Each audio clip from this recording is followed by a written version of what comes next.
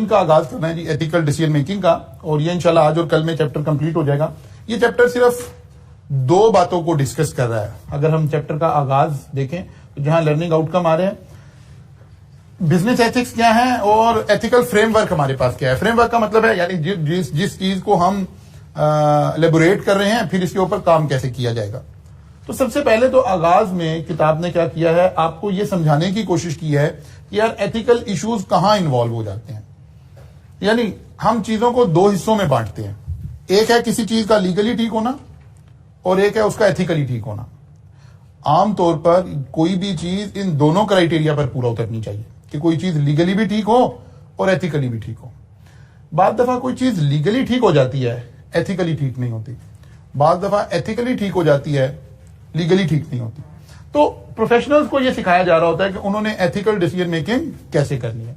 वो कहते हैं कि सबसे पहले तो यहां इस पैराग्राफ में उन्होंने देखा कि यार एथिकल इशू इन्वॉल्व कहां पर हो जाते हैं आमतौर पर। छोटी छोटी सी एग्जांपल दी उन्होंने।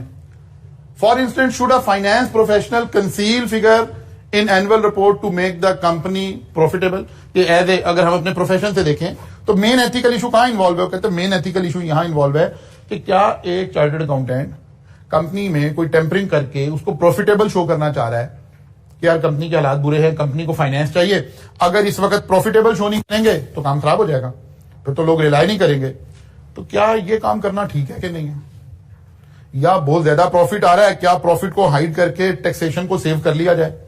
तो ये जाहिर है अनएथिकल बात आ गई है, ये बात ठीक नहीं है।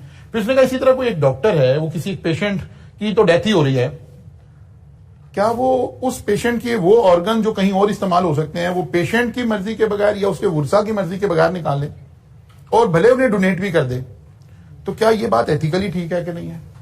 ठीक है ना, यहां कोई एथिकल इशू तो इन्वॉल्व नहीं हुआ। और बहुत सारे ऐसी बातें छोटी छोटी सी उन्होंने यहां लिखी हैं कि क्या किसी लॉयर को जो अपने क्लाइंट से रिलेटेड कोई बात है उसका क्या एथिकल स्टैंडर्ड होना चाहिए, कौन सी बात उसे बतानी चाहिए, कौन सी बात उसे नहीं बतानी चाहिए। ऐसे उन्होंने यहां 5-7 एथिकल जो है ना वो इश्यूज बनाकर आपको एक बेस बनाने की कोशिश की है कि ये एक अलग मामला है कि चीज लीगली बाद दफा ठीक होगी, एथिकली ठीक नहीं होगी, बाद दफा एथिकली ठीक होगी, लीगली ठीक नहीं होगी। फिर यहीं पर हमने थोड़ा सा देखना है कि यार एथिक्स, जब हम माशरों में एथिक्स की बात करते हैं तो हो सकता है एथिकल स्टैंडर्ड सारी दुनिया की जगह पर अलग अलग हो। ठीक है ना, मतलब जी एक टेलीविजन जो है वो सिगरेट की एड भी चला देता है, क्या ये एथिकली ठीक है कि नहीं है। या कोई ऐसी मैन्युफैक्चरिंग जैसे सिगरेट की मैन्युफैक्चरिंग है, क्या ये एथिकली ठीक है कि नहीं है। इस तरह के मामला पहले तो यहां चल रहे हैं। फिर उन्होंने एक दूसरी बात की कि यार एथिक्स जो है ना वो बाद दफा कल्चर के साथ भी अटैच है। मतलब बहुत सारी चीजें, बहुत सारे अल्फाज, बहुत सारी बातें हम पाकिस्तान में खड़े होकर बोलेंगे तो हम कहेंगे यार बड़ा अनएथिकल बात कर दी आपने, ऐसे क्यों कह दिया यार, यहां तो को जेंडर लोग बैठे हुए थे, ये वाली गुफ्तगू नहीं होनी चाहिए थी, ये होनी चाहिए थी, ये नहीं होनी चाहिए थी। तो एथिकल स्टैंडर्ड का ताल्लुक कल्चर के साथ भी है, नॉर्म के साथ भी है, सोसाइटीज के साथ भी है।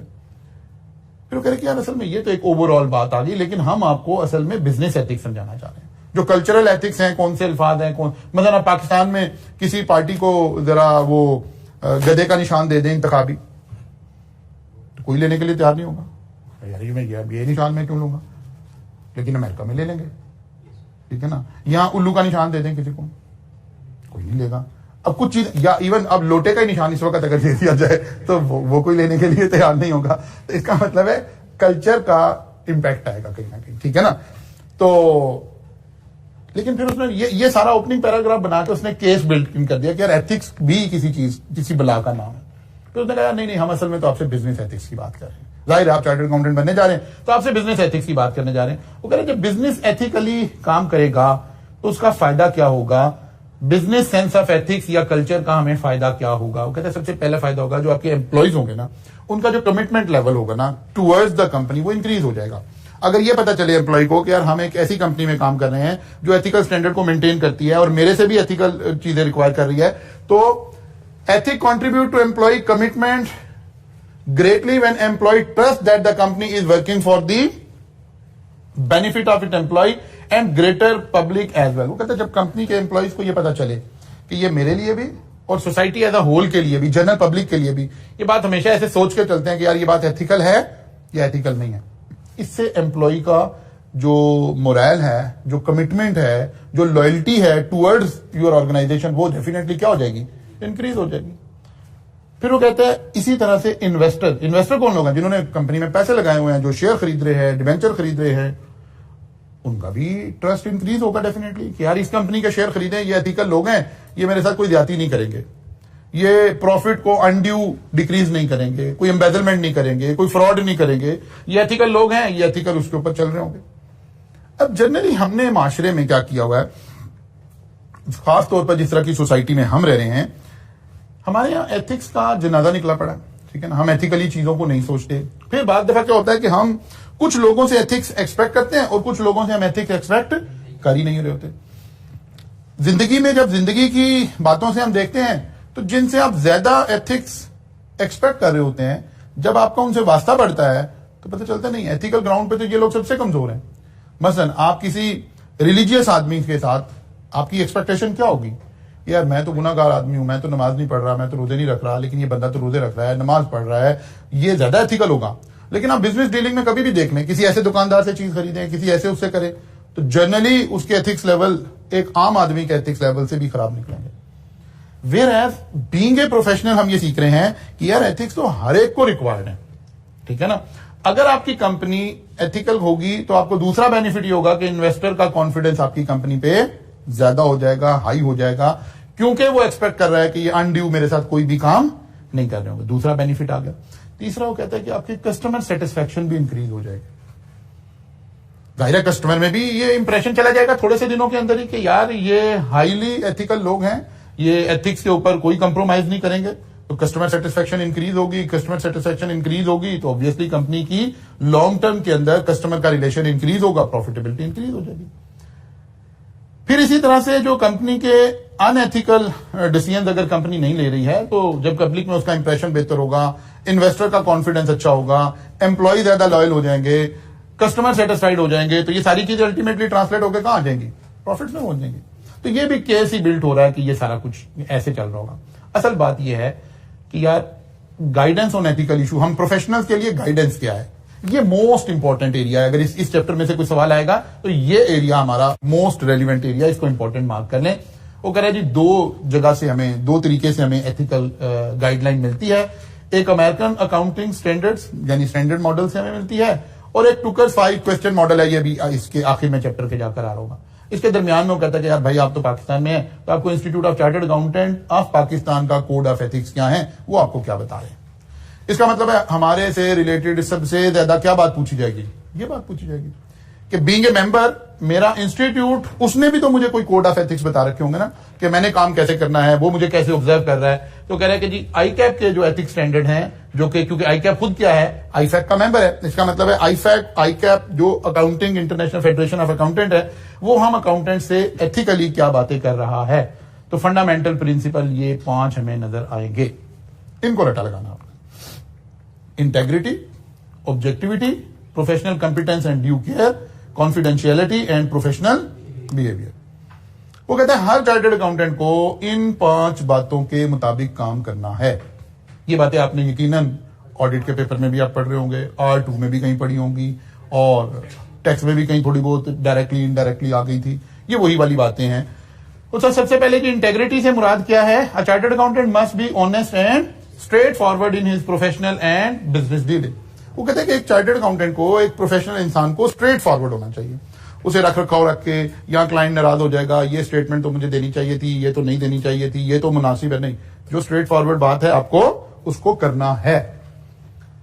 फिर दूसरी बात वो कह रहा है कि अब जब हमने ये स्ट्रेट फॉरवर्ड बात करनी है, a very important aspect of integrity is that an accountant should not be associated with the reports. क्योंकि नॉर्मली चार्टर्ड अकाउंटेंट ने क्या इशू करना है, रिपोर्ट्स इशू करनी है, ऑडिट रिपोर्ट इशू करनी है, उसके थ्रू चीजें जानी है। कुछ में उसने ऑडिट रिपोर्ट ऑडिटेड इशू करनी है, कुछ में उसने और तरह की कोई रिपोर्ट देनी है। वो कहता है उसको चाहिए कि इंटेग्रिटी का तकाजा यह है कि इन 3-4 चीजों से वो अपने आप को दूर रख ले। नंबर 1, पहली बात क्या लिखी हुई है, the information contain a materially false और misleading statement.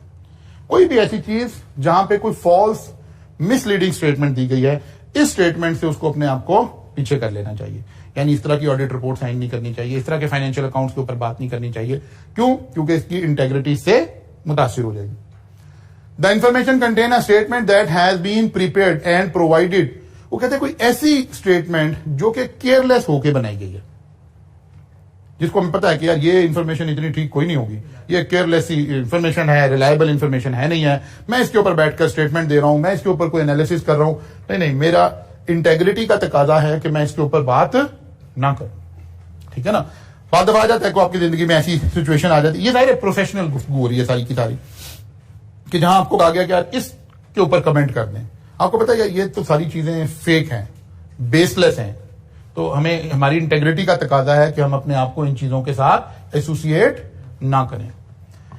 There are omission और information is presented in a way that make the relevant information difficult to see. वो कहते कोई ऐसा डेटा है, कोई ऐसी इंफॉर्मेशन है जो इंफॉर्मेशन तो है लेकिन उसको प्रेजेंट ऐसे किया गया कि उससे कोई मीनिंगफुल एनालिसिस हो ही नहीं सकता। मतलब क्या हुआ, ये तो मिसलीड करने के लिए इंफॉर्मेशन है। तो चार्टर्ड अकाउंटेंट को चाहिए कि इससे भी अपने आप को डिटैच कर ले, दूर कर ले, ये उसकी इंटेग्रिटी का तकाजा है। फिर सेकंड आ रहा है जी ऑब्जेक्टिविटी।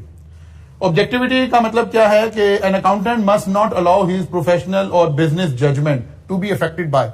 अब हमारी प्रोफेशनल या बिजनेस जजमेंट आनी कहां है by the way, audit report में आनी है। सबसे ज्यादा जो मेरा इस्तेमाल हो रहा है वो तो ऑडिट रिपोर्ट पे, जब मैंने ओपिनियन देनी है वो कहता है ये आपकी बाइस नहीं होनी चाहिए। कोई ऐसी बात ना आप सोच रहे हो, ऑब्जेक्टिविटी ये तकाजा कर रही है, आप ऐसे ना सोच रहे हो कि इसमें मेरा बेनिफिट कहां है। पर्सनल प्रीजुडिस का मतलब है कि इसमें मेरा बेनिफिट क्या है, ठीक है ना, क्या मैं कहूंगा तो ये मेरे बेनिफिट में बात जाएगी। वो कहते नहीं, ऑब्जेक्टिविटी तकाजा करती है कि हमारी जो ओपिनियन है ये बाइस्ड नहीं होनी चाहिए, कॉन्फ्लिक्ट ऑफ इंटरेस्ट ना हो मेरा। अगर कहीं मुझे लगता है कोई ऐसी, आपने देखा कि जब आपने ऑडिट में ये बातें पढ़ी होंगी, आगे जाके पढ़ेंगे जिन बच्चों ने भी ऑडिट नहीं पढ़ा, तो ऑडिटर ने audit appointment, audit engagement letter accept करने से पहले एक क्राइटेरिया है ना कि ये बातें आपने देखनी है। उसके अंदर सबसे मेन क्या बात है, कॉन्फ्लिक्ट ऑफ इंटरेस्ट, कि कहीं आपका कोई इंटरेस्ट तो नहीं है। अच्छा, कुछ चीजें तो कंपनी लॉ नहीं बैन करती ना कि अगर ये है तो फिर तो आप ऑडिटर अपॉइंट हो ही नहीं सकते। अनड्यू इन्फ्लुएंस फ्रॉम अदर, कोई ऐसा बंदा तो नहीं है कि जो आप अनड्यू इन्फ्लुएंस हो जाएंगे। ये कंपनी आपके कजन की और उस कजन का और आपका रिलेशन ऐसा है कि आपको लगता है कि यार अगर वो मुझे कोई बात कह देगा ना तो फिर मैं इनकार नहीं कर पाऊंगा। तो फिर आपको आपकी ऑब्जेक्टिविटी का तकाजा ये है कि आपको इससे साइड लाइन हो जाना चाहिए, ठीक है ना। यानी जो आपकी ओपिनियन है, जो आपका डिसीजन है, वो ना बाइस होना चाहिए, ना कॉन्फ्लिक्ट ऑफ इंटरेस्ट होना चाहिए, और ना आपके ऊपर कोई इतना अनड्यू इन्फ्लुएंस है जो आपकी राय को खत्म कर सके। तो आप कहेंगे यार अच्छा अब तो इतना पुराना दोस्त है यार, अभी ये कह ही रहा है, वैसे ओपिनियन तो मेरी ये नहीं थी लेकिन मुझे अब इसके ऊपर यही ओपिनियन देनी पड़ेगी। इन हालात से बचाने के लिए आपको प्रोफेशनल कंडक्ट ये बता रहा है कि नहीं, आपके ऑब्जेक्टिविटी का तकाजा है कि आप इस ट्रांजैक्शन से क्या हो जाए, साइड लाइन हो जाए, बाहर आ जाए, इसके ऊपर आप अपने कमेंट ना करें। फिर आ जाता है जी professional competence and due care. This is the most important ethical area. वो कहते हैं कि आप कोई भी असाइनमेंट, क्योंकि जाहिर है जब आप प्रैक्टिस कर रहे होते हैं, जब आप अकाउंटेंट एक प्रैक्टिस कर रहा है, तो प्रैक्टिस में बाज दफा कुछ एरियाज ऐसे आ जाते हैं कि जहां नॉलेज स्पेसिफाइड हो जाता है। ये नॉलेज की फर्दर एक ऐसी ब्रांच होती है कि कुछ लोगों को ये स्किल सेट होगी और कुछ लोगों को नहीं होगी। मसलन इंश्योरेंस का ऑडिट, बैंकिंग सेक्टर का ऑडिट, टेक्सटाइल का ऑडिट। अब ये कुछ एरियाज हैं जहां कुछ एडिशनल नॉलेज भी इन्वॉल्व है। फर्स्ट किया, लेट्स अज्यूम मेरी कंपनी ने आज तक कभी इंश्योरेंस कंपनी का ऑडिट नहीं किया। मुझे जब इंश्योरेंस कंपनी का ऑडिट आए तो मुझे पहले एवेल्युएट करना चाहिए कि क्या मेरे पास सफिशिएंट नॉलेज अवेलेबल है। अगर नहीं है तो मुझे ये काम इसलिए नहीं पकड़ लेना चाहिए, तो पैसे तो मिल रहे हैं, मैं चार्टर्ड अकाउंटेंट भी हूं। अब लीगली तो आईकैप ने मुझे मना नहीं किया हुआ, लीगली तो मैं हर चीज का ऑडिट करने के लिए मेरे पास लाइसेंस है, लेकिन नहीं, मेरा प्रोफेशनल तकाजा कह रहा है, इसको कहते हैं ड्यू केयर, कि मुझे देखना है कि मेरे पास सफिशिएंट नॉलेज अवेलेबल है, पहली बात। फिर नंबर 2, मैंने अपने नॉलेज को कंटिन्यूसली मेंटेन भी करना है, जिसके ऊपर आईकैप खुद अपने रूल रेगुलेशन बनाता है कि जो प्रैक्टिसिंग मेंबर है उसको साल में 60 आवर्स जो हैं वो सीपीडी एक्टिविटीज करनी पड़ेंगे, यानी नॉलेज इनहांसिंग करनी पड़ेगी, और जो नॉन प्रैक्टिसिंग है वो 40 आवर्स उन्हें साल में जरूर स्पेंड करने हैं कि ताकि कोई सेमिनार अटेंड करें, कोई चीजें अटेंड करें, कुछ चीजें कंडक्ट करवाएं, ताकि आपका नॉलेज अपग्रेड रहे। एक शख्स है, फर्ज किया वो इंडस्ट्री में चला गया, इंटरनल ऑडिट में काम कर रहा है, पिछले 10 साल से इंटरनल ऑडिट में काम कर रहा है। अब उसकी स्किल सेट उस रेलिवेंट एरिया की बच जाएगी, सारा स्किल सेट उसका मेंटेन नहीं रहेगा। ये टैक्स भूल चुका हुआ होगा, ये और बहुत सारी चीजें भूल चुका होगा। मतलब मैं जो सब्जेक्ट पढ़ा रहा हूं, मैं रिपोर्टिंग नहीं पढ़ा रहा, अब आप कहना कि सर फाइनल की रिपोर्टिंग पढ़ानी है तो मैं तैयार नहीं होऊंगा, मेरी प्रोफेशनल ड्यू केयर का तकाजा होगा कि नहीं पहले मैं देखूं कि यार मैं या अपने आप को अपग्रेड कर लूं दोबारा से उस सब्जेक्ट के साथ अलाइन करूं, वरना मेरा प्रोफेशन का तकाजा ये कहेगा कि यार आप इसको टेकअप ना करें। Attain and maintain professional knowledge and skill at the level required to ensure that the client or employing organization receive competent professional services। कि जो आपका क्लाइंट है ना, अगर अब आप टैक्स से वाबस्ता नहीं है और क्लाइंट ने टैक्स का ओपिनियन मांग ली है, तो आपकी प्रोफेशनल कंपिटेंस का तकाजा है कि आप पहले देखें कि आपके पास इस वक्त ये नॉलेज है, फिर ये असाइनमेंट एक्सेप्ट करें, अदरवाइज ये असाइनमेंट एक्सेप्ट ना करें। एंड एक्ट डिलीजेंटली, यानी ड्यू केयर के साथ आप काम करें, मुहतात होकर काम करें, in accordance with applicable technical and professional standard. जाहिर है अब जिस तरह का काम है उसके ऊपर कहीं अकाउंटिंग स्टैंडर्ड आ गए हैं, कहीं ऑडिटिंग स्टैंडर्ड आ गए हैं, कहीं कोई और स्टैंडर्ड आ गए हैं, कहीं कोई कॉर्पोरेट गवर्नेंस के रूल्स आ गए हैं। अगर आप उन सारी चीजों से अपडेटेड हैं तो फिर कंटिन्यू करें, और अगर आप अपडेटेड नहीं है तो फिर कंटिन्यू बिल्कुल ना करें। तो ये जो कोई भी सेमिनार हो रहा होता है आईकैप में, तो सीपीडी एक्टिविटीज होती रहती हैं, उसके ऊपर पहले से लिखा हुआ आ रहा था कि इस सेमिनार में ये नॉलेज डिस्कस हो रहा है, अगर आप अटेंड करेंगे तो आपको 1 घंटा सीपीडी आर मिलेंगे, 2 घंटे मिलेंगे, 3 घंटे मिलेंगे। तो आपने साल में इस तरह के सेमिनार अटेंड करके बाद में भी अपने आप को अपडेट रखना होता है ताकि चीजें अपडेटेड होती रहे। इसीलिए ये सारा कल्चर डेवलप होता है। फिर यहीं पे इंस्टीट्यूट ये भी ख्याल करता है कि जो मेंबर जिनके पास ये नॉलेज है वो दूसरों के साथ शेयरिंग करते रहें। तो जब कोई सीपीडी एक्टिविटीज हो रही होती है, बिलफर पार्टिसिपेंट को अगर 3 आवर्स मिल रहे हैं तो जो कंडक्ट कर रहा है उसको 6 आवर्स मिलेंगे, ताकि लोग एनकरेज भी हों लोगों को सिखाने के लिए। तो आप देखिए कि फौरन जैसे ही बजट आता है तो बजट के ऊपर सेमिनार आईकैप में होने शुरू हो जाते हैं। कोई और एक्टिविटी हुई है उसके ऊपर फौरन सेमिनार होने शुरू हो जाते हैं। कोई नया लॉ आया जैसे डेटा प्रोटेक्शन और मनी लॉन्ड्रिंग और इनके ऊपर आया, तो जिन लोगों का ज्यादा एक्सपोजर है उन्होंने फौरन सेमिनार करवाने शुरू कर दिए ताकि उनको भी सीपीडी आर मिले और बाकी मेंबर भी इसके बारे में अपग्रेड हो जाए, डेटा इसका आ जाए। कोई नई टेक्नोलॉजी आ जाती है, जैसे जब ये नया ई फाइलिंग आना शुरू हुई, एफबीआर के सिस्टम्स आने शुरू हुए, तो इसके ऊपर कंसल्टेंट ने आकर सेमिनार करवाने शुरू कर दिए ताकि लोगों का जो नॉलेज है वो क्या हो सके, अपग्रेड हो सके। वो कहता है professional due care required preferencing activities with diligence that involve doing assignment carefully, thoroughly and on timely basis. यानी जब आपको कोई काम मिले तो उसमें कई सारी चीजें हैं। सबसे पहले उसे मुहतात तरीके से किया जाए, फिर उसको केयरफुली किया जाए, फिर थॉरोली किया जाए, फिर टाइमली बेसिस पर किया जाए। ये ना हो कि क्लाइंट का काम ही आप इतना लेट कर दें कि उस काम की कोई अहमियत बचे ही ना। The principle of professional competence and due care is an extended scope and the chartered accountant is required to take reasonable step to ensure that these working in a professional capacity. वो कहता है ये वाली बात आईकैप और तरीके से भी मेंटेन कर रहा होता है। मसलन आपकी ऑडिट फाइल, वर्किंग पेपर, वो ऑडिट का रिव्यू, आईकैप का रिव्यू, वो क्या चेक कर रहा है। मसलन आईकैप इस वक्त क्या करता है, वो जो क्यूसीआर रेटेड कंपनीज हैं, ये कौन सी कंपनीज हैं जिन्होंने आईकैप को अपनी ऑडिट फाइल रिव्यू के लिए दे दी। जब ये क्यूसीआर का कॉन्सेप्ट आया ना, तो अब पहले क्यूसीआर का कॉन्सेप्ट नहीं था, तो जब ये कॉन्सेप्ट आया तो सबसे पहले तो बड़ी बहस चली पूरी दुनिया में। जाहिर है कॉन्सेप्ट एक इवॉल्व हो रहा था कि क्या इंस्टीट्यूट मेरी ऑडिट फाइल देख सकता है कि नहीं देख सकता। तो कुछ साल तो इस बहस में गुजर गए दुनिया भर के अंदर कि नहीं यार ये तो लाइन वो ये नीचे वाला कॉन्सेप्ट है कि जी कॉन्फिडेंशियल इंफॉर्मेशन है, मैं इंस्टीट्यूट को दिखाऊं कि नहीं दिखाऊं। तो फिर दुनिया भर में ये स्टैंडर्ड्स इवॉल्व हुए, पता चला कि नहीं फॉर रिव्यू पर्पसेज रेगुलेटर का ये इख्तियार है कि वो इस वाली बात को इंटेक्ट करने के लिए कि प्रोफेशनल ड्यू केयर की जा रही है कि नहीं की जा रही। मतलब मैंने एक ऑडिट रिपोर्ट इशू की है तो मेरे कोई पीछे वर्किंग पेपर होने चाहिए ना, वरना क्या हो रहा था, बस ऑडिट रिपोर्ट बना के लाते थे हम, चार्टर्ड अकाउंटेंट साइन कर देते थे, पैसे ले लेते थे, कोई ऑडिट नहीं हो रहा।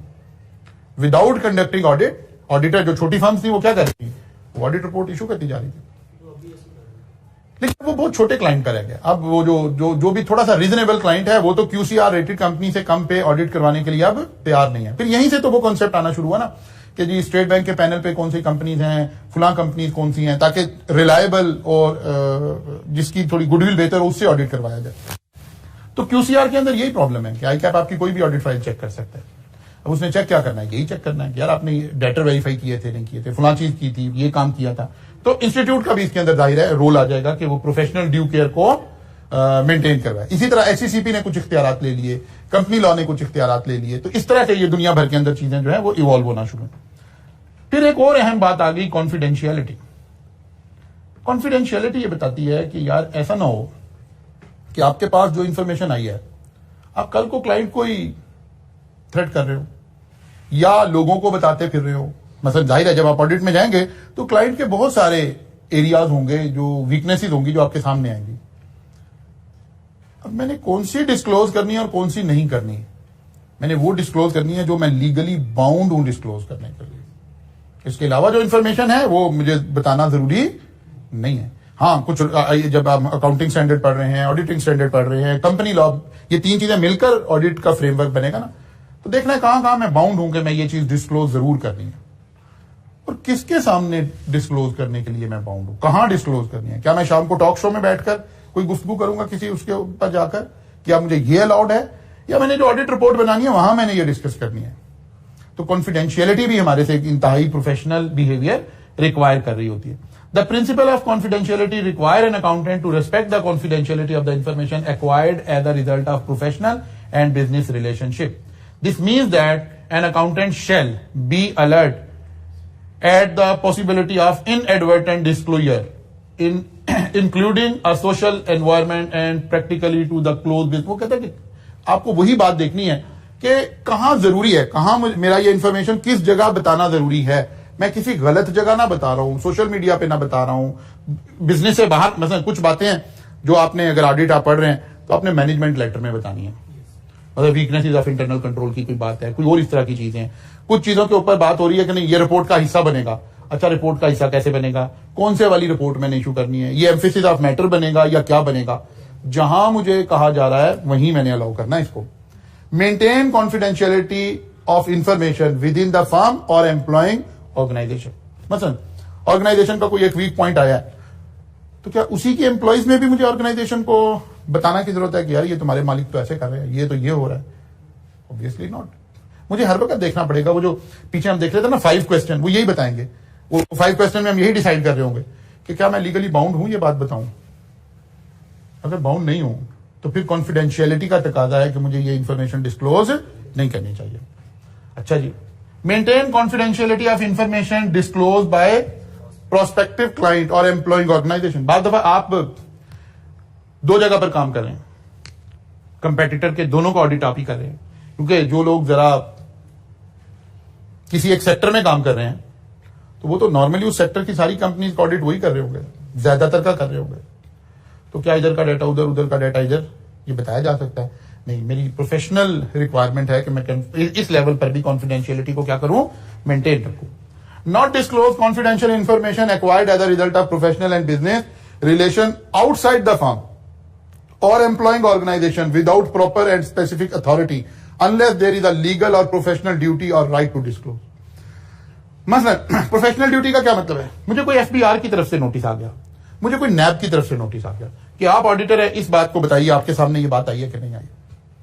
अब तो मेरी लीगल रिक्वायरमेंट बन गई है। बैंक को एक नोटिस आ गया, बैंकिंग ने बड़े अरसे तक इसके ऊपर जंग लड़ी इसी कॉन्फिडेंशियलिटी की बुनियाद पर कि जी एफबीआर कहता है जनाब हमें बैंक की इंफॉर्मेशन बताएं इसकी। अच्छा, ये तो क्लाइंट का डाटा। फिर हमें अपने लॉज अमेंड करने पड़े। वहां लिखा गया कि नहीं bank is bound to provide this information. लेकिन एफबीआर पे भी कोई चेक एंड बैलेंस लगाए कि कौन बंदा मांग सकता है, कौन बंदा नहीं मांग सकता, किस रैंक का बंदा मांगेगा, किस सर्कमस्टांसिस में बंदा मांगेगा। एक्चुअली कॉन्फिडेंशियलिटी का सबसे बड़ा इशू यह है, जब हम चीजों को कॉन्फिडेंशियलिटी के फ्रेमवर्क में देखते हैं तो बाद दफा एवेजन का फ्रेमवर्क आ जाता है कि चीजों को एवेजन होनी शुरू हो जाएगी। मतलब मेरे लिए टैक्स अवॉइड करना बड़ा आसान है। अगर आप बैंक को कहें कि ये मेरी कॉन्फिडेंशियल इंफॉर्मेशन है, आप शेयर नहीं कर सकते। एक लंबे अरसे तक तो लीगल इंटरप्रिटेशन यही रही। ये तो पिछले 10 साल में ये चेंज आई कि नहीं बैंक जो है वो बाउंड है बिजनेस के अकाउंट्स बताने के लिए, वरना नैब कैसे काम करेगा, बाकी इदारे कैसे काम करेंगे, आपकी डिटेक्टिंग एजेंसीज कैसे काम करेंगी, वो तो काम नहीं कर सकेंगे। तो फिर हमें देखना पड़ता है कि नहीं कहां लीगली बाउंड हो गया हूं मैं, कहां मुझे ये बात बतानी मेरे लिए प्रोफेशनली जरूरी है, वहां तो बतानी पड़ेगी। जैसे एफबीआर कोई इंफॉर्मेशन ले रहा है, कोई नैब मेरे से इंफॉर्मेशन ले रहा है, या अगर मैं कहीं इंटरव्यू देने जा रहा हूं और मैं किसी एक सेक्टर में वेल नोन पर्सन हूं, मुझे फील हो रहा है कि यार इंटरव्यू में जरूर पूछेंगे कि आप आईसीआई में काम कर रहे हैं तो जरा हमें ये बात बताएं, ये बात बताएं। तो मुझे चाहिए कि मैं अपने क्लाइंट से इंफॉर्मेशन एक्वायर्ड, यहां लिखा हुआ ऑन अ स्पेशल रिक्वेस्ट जो है मैं लूं कि जी मुझे कुछ इंफॉर्मेशन आपके किसी प्रोसेस से रिलेटेड कोई इंटरव्यू में बात पूछे, क्योंकि मैं इंप्लीमेंट कर रहा हूं तो मैं ये डिस्क्लोज करूंगा, आप मुझे अलाउ करते हैं। अगर क्लाइंट अलाउ कर दे तो फिर ओके फाइन, और अगर क्लाइंट कहे कि नहीं नहीं ये मेरी कॉन्फिडेंशियल इन्फॉर्मेशन है, ये आप कहीं डिस्क्लोज नहीं करेंगे, यानी नाम लेकर डिस्क्लोज नहीं करेंगे, जो मेरे पास नॉलेज है, जो मेरे पास एक्सपोजर है, वो तो मेरी मलकियत है ना, वो तो मेरी इंटेलेक्चुअल प्रॉपर्टी है, लेकिन नाम लेकर कहीं डिस्क्लोज करना है कि नहीं करना, वो बात भी हमें यहां देखनी पड़ेगी। फिर देखिए, not disclose confidential information acquired as a result of professional and business relation outside the firm और employing organisation without proper and specific authority. ठीक है ना? लेकिन कौन सी इंफॉर्मेशन? Confidential information. कुछ चीजें वो कॉन्फिडेंशियल नहीं है, वो प्रोसेस का हिस्सा है। मैंने एक इंटरनल कंट्रोल सिस्टम बनाया किसी ऑर्गेनाइजेशन का, ये कोई कॉन्फिडेंशियल इंफॉर्मेशन नहीं है, ये तो मेरी प्रोफेशनल स्किल्स है। कोई एक बहुत बड़ा केस हुआ, अदालत में चला गया, किसी एक, ये जो आपकी हैं क्या कहते हैं, पावर जनरेशन प्रोजेक्ट में, पावर जनरेशन का किसी एक यूनिट का कोई एक केस चला नैब में किसी और जगह, मैंने वो केस लड़ा, मैंने वो केस जीता। एक दूसरी पावर जनरेशन वालों का भी ऐसा ही केस चल रहा है, वो मुझे बुला लेते हैं, वो कहते सर बताइए आपने उस केस में क्या किया था, क्या मसला था। अब कॉन्फिडेंशियल इंफॉर्मेशन इन्वॉल्व हो गई है, तो मुझे चाहिए कि क्लाइंट से जाकर पूछूं कि क्या ये मैं बात डिस्कस कर सकता हूं, आप मुझे अलाउ कर देंगे? अगर वो कर देंगे तो ठीक है, नहीं करेंगे तो फिर मुझे कॉन्फिडेंशियलिटी को मेंटेन रखना चाहिए। Not to use confidential information acquired as a result of professional or business ethic for the personal advantage of the accountant or for the advantage of the third party। क्या मतलब हुआ? ये inside trading type की जो चीजें हो रही होती हैं कि जब आप किसी कंपनी का ऑडिट कर रहे हैं, मतलब आप ओजीडी से ऑडिट कर रहे हैं, तो अच्छा जब आप लिस्टेड कंपनी का कर रहे हैं तो आपको पता है क्वार्टरली अकाउंट भी बनेंगे, फर्स्ट क्वार्टर सेकंड क्वार्टर में ऑडिटर ने इन्वॉल्व होना ही होना है, कंपनी लॉ में आपने पढ़ा होगा। मुझे सेकंड क्वार्टर में नजर आ रहा है कि कंपनी की प्रॉफिटेबिलिटी किधर जा रही है, मुझे नजर आ रहा है कि इसका शेयर जो है ना, एकदम से जब ये इंफॉर्मेशन पब्लिक होगी तो शेयर ऊपर चला जाएगा। बीइंग एन ऑडिटर मेरे पास एक इंफॉर्मेशन आई है कि ओजीडीसी जो ऑयल एक्सप्लोरेशन के 2-3 प्रोजेक्ट कर रहे थे, वो वेल हेड जो है वो सक्सेसफुल हो गया। मुझे आज पता चला, ये पब्लिक को शायद अभी परसों पता चलेगा। अगर मैं आज शेयर खरीद लूं तो बस परसों तक मुझे एक बड़ा अच्छा जबरदस्त गेन आ जाएगा। तो फिर नहीं, ये इंफॉर्मेशन कॉन्फिडेंशियल इंफॉर्मेशन आप पर्सनल उसके लिए इस्तेमाल नहीं करेंगे। अच्छा जी, नॉट टू यूज और डिस्क्लोज एनी कॉन्फिडेंशियल इंफॉर्मेशन इधर एक्वायर्ड और received as a result of professional business relationship after that relation has ended. उसने कहा एक और मसला भी है, अगर आपने छोड़ दिया ऑर्गेनाइजेशन तब भी नहीं यूज कर सकते। आप कहेंगे जी अब तो मेरा रिलेशन ही खत्म हो गया। नहीं, किसी की एक्वायर्ड इंफॉर्मेशन आप रिलेशन खत्म होने के बाद भी यूज नहीं करेंगे। ये हमारी प्रोफेशनल कॉन्फिडेंशियलिटी का तकाजा है कि हम इस तरह से बिहेव करें। ठीक होगी बात जी। फिर एक आखिरी बात आ रही है, प्रोफेशनल बिहेवियर। वो कहते जो आपका बिहेवियर है, जो आपका काम करने का तरीका है, वो भी ऐसा होना चाहिए। यहां एक लफ्ज इस्तेमाल किया जा रहा है कि वो डिसरेस्पेक्ट ना कर रहा हो, डिसक्रेडिट ना कर रहा हो प्रोफेशन को। आप कोई ऐसा काम नहीं करेंगे जिससे प्रोफेशन की डिसरेस्पेक्ट हो रही हो। और इसके ऊपर फिर कुछ और भी छोटे छोटे लॉज बने हुए होते हैं, जैसे कि आप ऑडिट फर्म आप बना रहे हैं, आपके कोई लेटर छपे हुए हैं, कोई विजिटिंग कार्ड छपे हुए हैं, इवन आपका जो डिटेल में जब आप जाते हैं तो आई कैप चाह रहा होता है कि ये भी थोड़े डिसेंसी के लेवल को आप मेंटेन करेंगे। मतलब आपके महल्ले का वो जो बर्गर कॉर्नर है, जैसे उसका ब्रोशर बना हुआ है, जैसे उसका विजिटिंग कार्ड बना हुआ है, ये ना हो कि आपका विजिटिंग कार्ड वैसे बना हुआ हो, ये ना हो कि आपका लेटर हेड वैसे बना हुआ हो। उस लेटर की जो प्रिंटिंग है उसकी क्वालिटी बेहतरीन क्वालिटी होनी चाहिए, उसका पेपर की क्वालिटी अच्छी होनी चाहिए, ये ना हो कि आपका लेटर हेड न्यूज पेपर वाली उसके ऊपर छपे हुए। इन सारी चीजों को हम कहते हैं कि ये प्रोफेशन को हम क्या कर रहे हैं, डिसरेस्पेक्ट कर रहे हैं। ठीक है ना? आप कोई ऐसा काम नहीं करेंगे जिसे देखकर लोग ये कहें यार ये देखो ये बंदा चार्टर्ड अकाउंटेंट है, ये देखो। बस ये वाले काम से भी आप थोड़े से अपने आप को पीछे रखेंगे। ऐसा बिहेवियर, इवन आपकी ड्रेसिंग, आपका उठना, आपका बैठना प्रोफेशन की डिसरिस्पेक्ट ना कर रहा हो। अगरचे इसको जर्नली इतना वो अप्लाई नहीं किया जाता, नहीं खाली बुक्स की हद तक नहीं, कहीं कहीं अप्लाई भी होती है, कहीं कहीं अप्लाई होती है, सारी बुक्स की हद तक नहीं है। हाँ मेजॉरिटी वो सारी बातें ओवरऑल सारा मुल्क की ऐसे चल रहा है ना।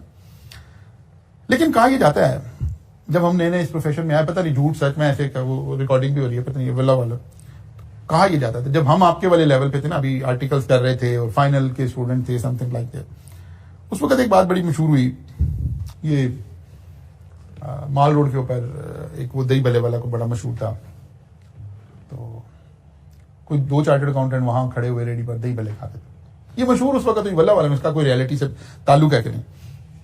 कल किसी काउंसिल मेंबर ने उनको देख लिया और उन्हें इस बात पर शो कॉज हो गया, यार आप एक रेडी पे खड़े हुए दरी पे खा रहे हो, आप प्रोफेशन को डिसरिस्पेक्ट कर रहे हैं, ठीक है ना।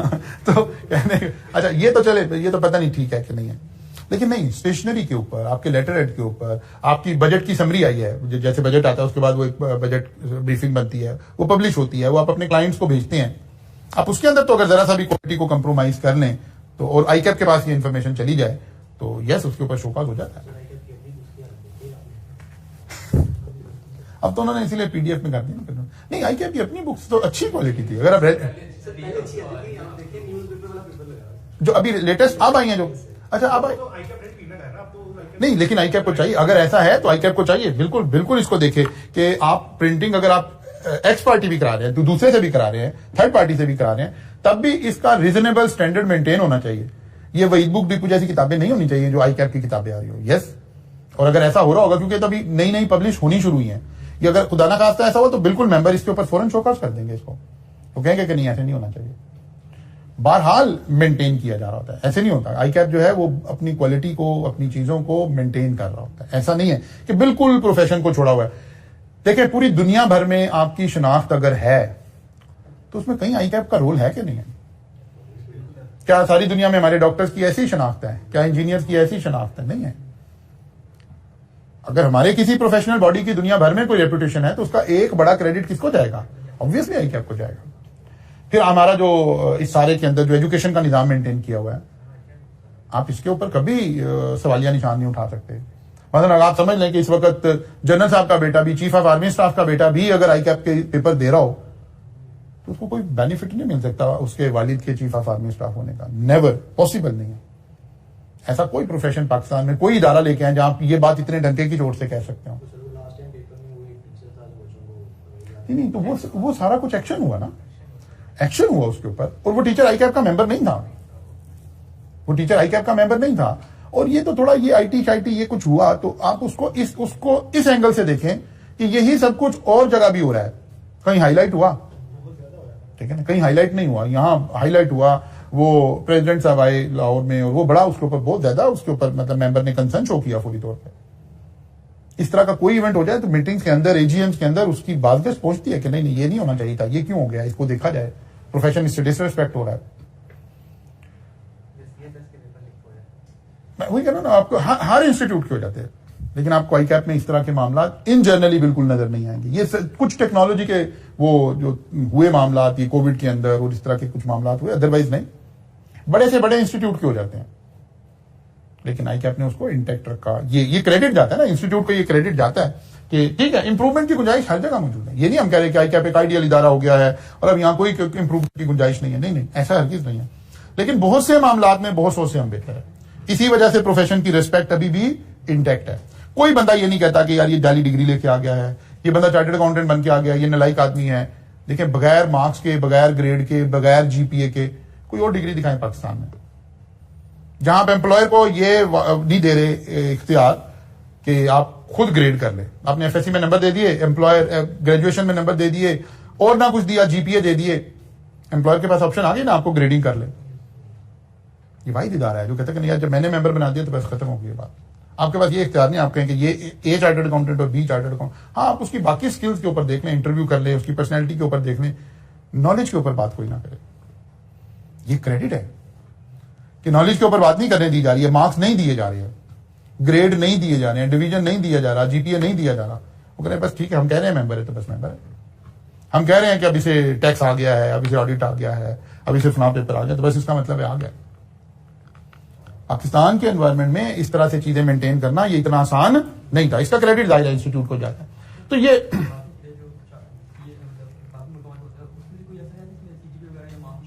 इसी मार्क्स इशू करता है। बाकी ममालिक में देखना पड़ेगा, मेरा ख्याल है आईसीडब्ल्यू भी मार्क्स इशू करता है। आईसीएमए भी मेरा ख्याल नहीं, मार्क्स नहीं इशू करता।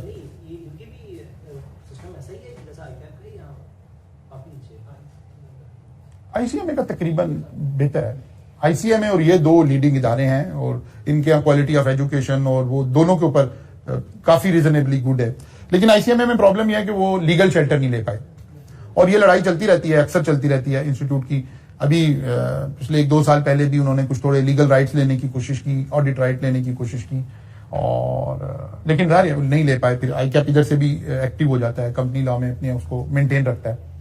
लेकिन ICA में एक अच्छा इदारा है, सिर्फ वो मार खा रहे हैं कि उनके बच्चों के पास आर्टिकल्स नहीं होते, जिसकी वजह से वो जब बच्चा जाता है किसी जगह जॉब करने, तो शुरू में उसके ऊपर वही टैग लगा होता है जो पाकिस्तान की किसी भी डिग्री के ऊपर लगा हुआ होता है कि आपका तजर्बा क्या है।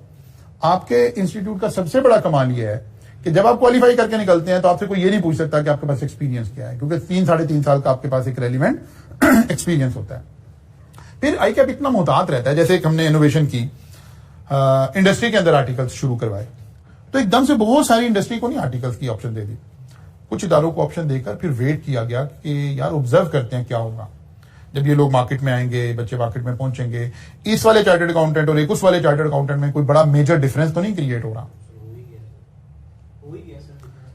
लेकिन इसी को, इसका मतलब है ये अभी पायलट प्रोजेक्ट है, इसीलिए तो एक लंबी लिस्ट नहीं आ गई है इदारों की। इदारे तो लाइनों में लगे हुए हैं, रोज ICAP को रिक्वेस्ट करते हैं कि आप हमें भी अलाउ कर दें ट्रेनिंग कराना।